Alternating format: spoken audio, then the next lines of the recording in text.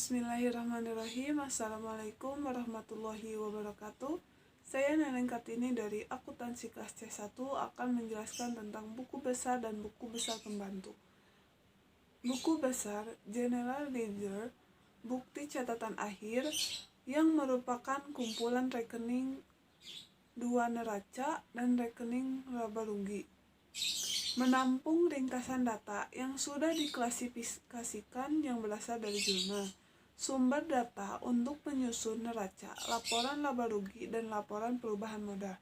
Buku pembantu.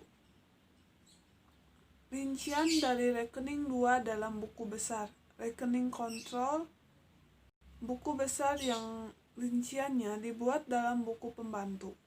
Buku pembantu dalam perusahaan manufaktur yaitu ada buku pembantu persediaan, buku pembantu piutang, buku pembantu utang, buku pembantu harga pokok, buku pembantu biaya, dan buku pembantu aktiva tetap.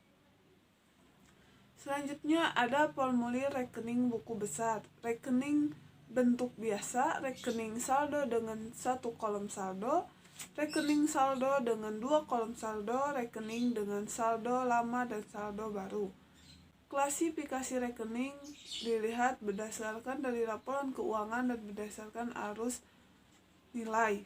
Klasifikasi atas dasar laporan keuangan. Rekening buku besar dibagi neraca dari rekening laba rugi.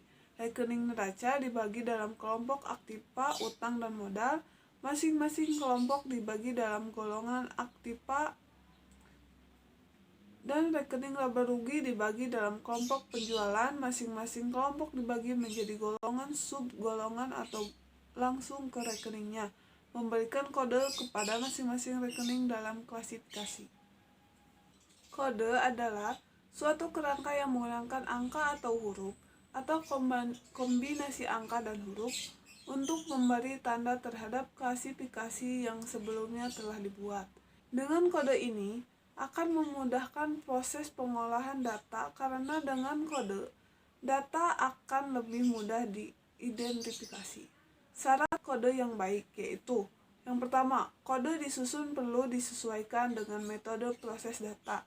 Dan yang kedua, setiap kode harus mewakili hanya satu item sehingga tidak membingungkan.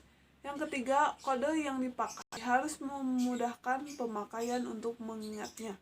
Yang keempat, kode yang disusun harus fleksibel, artinya dapat dilakukan perluasan tanpa perubahan menyeluruh. Yang kelima, setiap kode harus menggunakan jumlah angka atau huruf yang sama. Yang keenam, kode yang panjang perlu dipotong-potong untuk memudahkan atau mengingat. Yang ketujuh, dalam kode yang panjang perlu diberi kode yang merupakan cek digit, yaitu untuk mengecek kebenaran kode. Metode pemberian kode rekening. Yang pertama, ada kode angka atau alfabet, ada kode angka blok, ada kode angka kelompok, dan ada kode angka desimal. Dan selanjutnya ada posting ke dalam rekening buku besar dan buku pembantu. Posting atau pembukuan adalah proses sortasi dan pemindahan data ke dalam buku besar dan buku pembantu. Ada 4 metode posting. Yang pertama, metode tangan. Yang kedua, metode langsung dari buku pembantu. Dan yang ketiga, metode posting langsung dari dokumen sumber. Yang keempat, metode tanpa buku pembantu.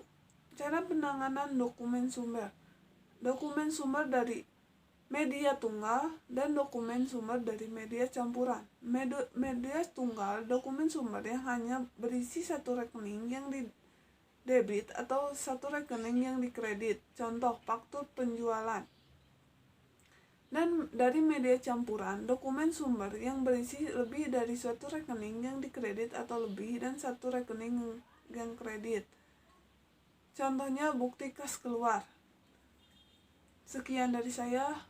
Mohon maaf bila ada kesalahan. Wassalamualaikum warahmatullahi wabarakatuh.